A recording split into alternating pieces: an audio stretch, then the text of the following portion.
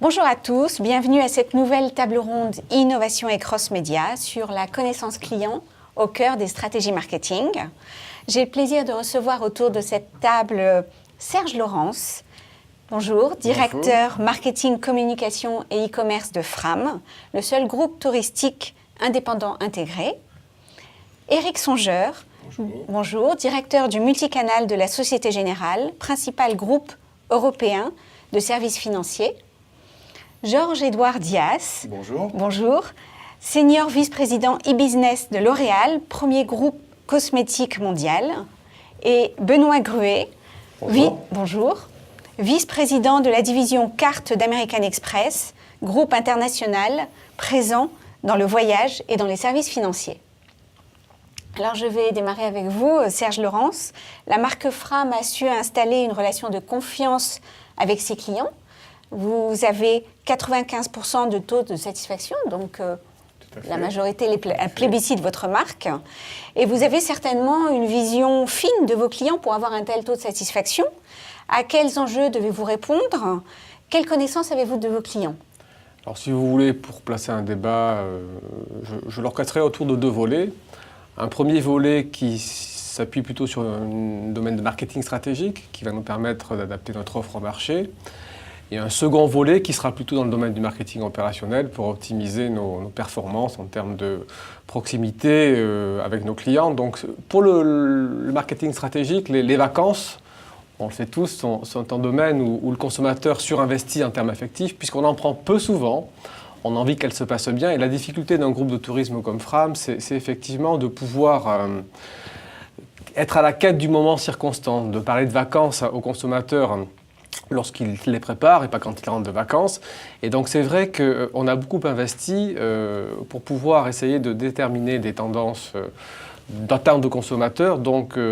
Et ensuite on a la chance de pouvoir le faire avec nos clients lorsqu'ils sont en train de consommer nos produits. Donc on a 4000 personnes dans le monde, dont l'essentiel des collaborateurs de Fram sont au milieu des vacanciers. Donc en fait, au terme de chaque séjour, on demande à nos clients de remplir des enquêtes qu'ils font volontiers, puisque plus de 2 sur 3 le font, donc c'est tout à fait remarquable. Où non seulement ils nous donnent des indices de satisfaction sur les vacances qu'ils viennent de passer, mais aussi sur leurs intentions de réachat, en termes de formules, de périodes, de budget, de services, ce qui nous permet de manière très concrète d'adapter nos offres au marché. Ensuite, c'est vrai que la problématique pour un opérateur voyagiste comme Fram va consister à essayer de garder une relation avec son consommateur tout au long de l'année, sachant que contrairement à la cosmétique ou peut-être aux cartes bancaires, on ne consomme pas le produit vacances toutes les semaines, tous les mois, une fois, 2 fois par an, malheureusement, comme vous dites. Et donc là, c'est vrai que la connaissance client va nous permettre d'avoir une qualité de relationnel avec lui sur le domaine du marketing opérationnel avec les leviers, qu'ils soient communautaires, numériques ou print. Alors on viendra justement en deuxième partie avec quelques illustrations concrètes de ces nouvelles actions.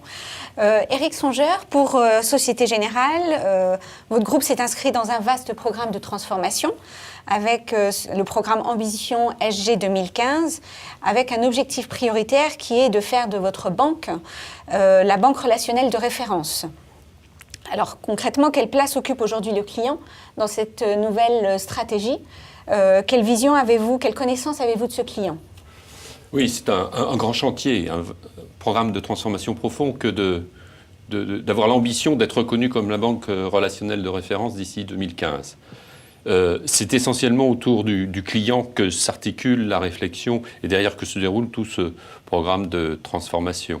Pendant les 10 dernières années, on peut dire que c'est surtout les experts en marketing et en logiciel qui ont construit les outils autour de CRM puissants, assez onéreux, assez complexes, pour essayer de capter les différentes...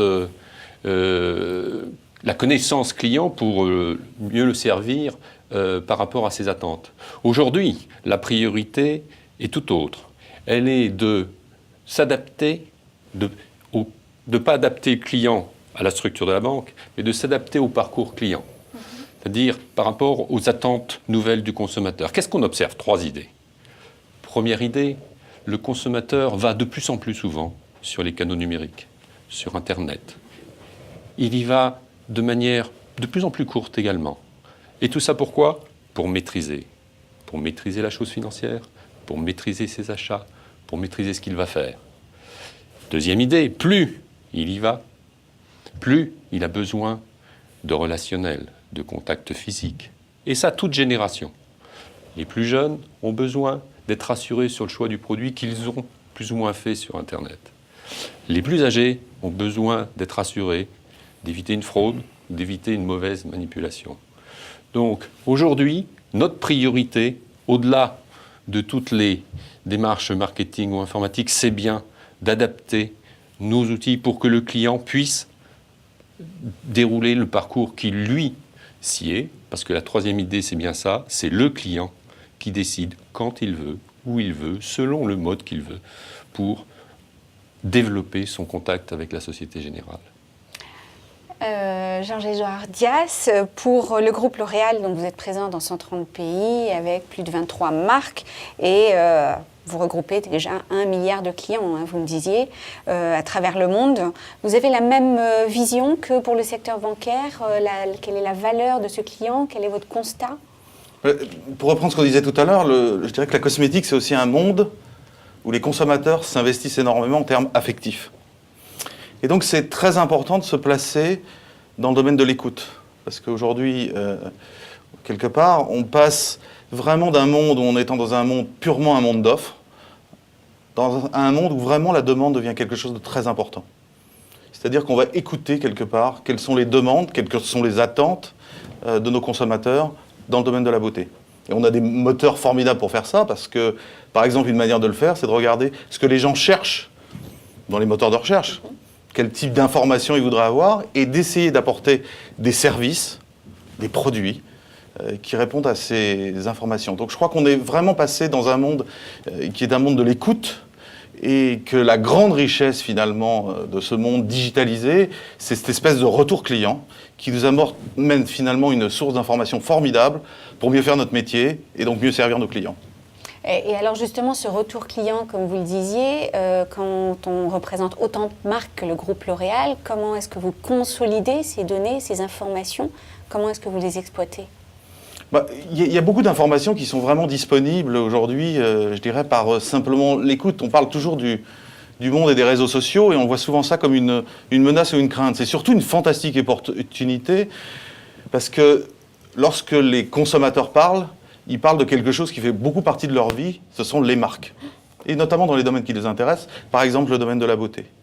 Donc vous avez une masse d'insights qui existent, qui sont fabuleux, et qui vous expriment, en fait, tous les rêves de vos futurs consommateurs. Et bien, ces masses d'insights, on va les rassembler, et puis on va essayer de comprendre comment on peut y répondre. Est-ce qu'on a des réponses, ou est-ce qu'on a des réponses ou des produits à inventer? Donc c'est vraiment cette attitude d'écoute qui est pour moi la grande transformation aujourd'hui du monde digitalisé. Benoît Gruet, pour la partie carte American Express, alors est-ce que c'est une vision très simpliste que de dire que parce que finalement, vous, c'est l'acte d'achat qui vous permet de connaître exactement le comportement de vos clients. Est-ce que ça vous donne une vision plus simple de tout le parcours d'une part, des intérêts du consommateur, de l'évolution de vos clients? Parce que finalement, vous pouvez tout tracer, vous disposez d'une richesse inestimable d'informations que d'autres n'ont pas, parce que vous savez où il va acheter, vous savez à quelle heure il achète, qu'est-ce qu'il achète. Exactement, le point essentiel, et je dirais ce qui fait la spécificité d'American Express, c'est que nous, on connecte des millions de consommateurs avec des millions de commerçants à travers le monde. Et en ça, la révolution d'Internet a bien évidemment fait évoluer ce CRM, mais je dirais qu'il est historique chez nous. On est effectivement à tout moment, on sait que tel client a été dans tel commerçant, et donc il est plutôt intéressé par ce type d'industrie. Et donc derrière, cette connaissance client, on l'exploite à deux destinations. Les clients externes, qui sont nos commerçants, donc on est capable de driver du business vers eux de manière qualitative, avec des investissements mesurés. Et puis également, on est capable de comprendre les attentes de nos titulaires de cartes pour faire évoluer notre offre de produits. Donc on voit bien qu'on est vraiment au cœur du système, et que cette connaissance, elle a été dans le passé très quantitative, donc ce sont des chiffres. La grande nouveauté depuis une dizaine d'années, et ça vient s'accroître avec les réseaux sociaux et avec tout ce qu'on peut collecter, avec la rapidité du digital, puisque avant on envoyait un questionnaire papier, il fallait imaginer un retour. Là, on est beaucoup plus dans une réaction très rapide, on a des clients très engagés, et donc on est capable de coupler à la fois le quantitatif, les chiffres qui sont assez froids, avec du qualitatif, qui sont tout ce qu'on connaît, les verbatims, les interrogations.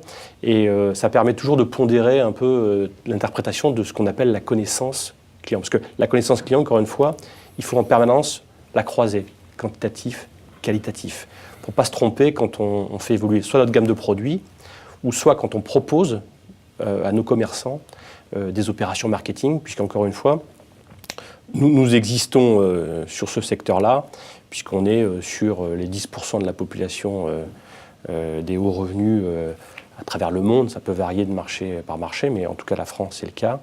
Et en ça, on intéresse nos commerçants, puisqu'on est un outil marketing avant toute chose.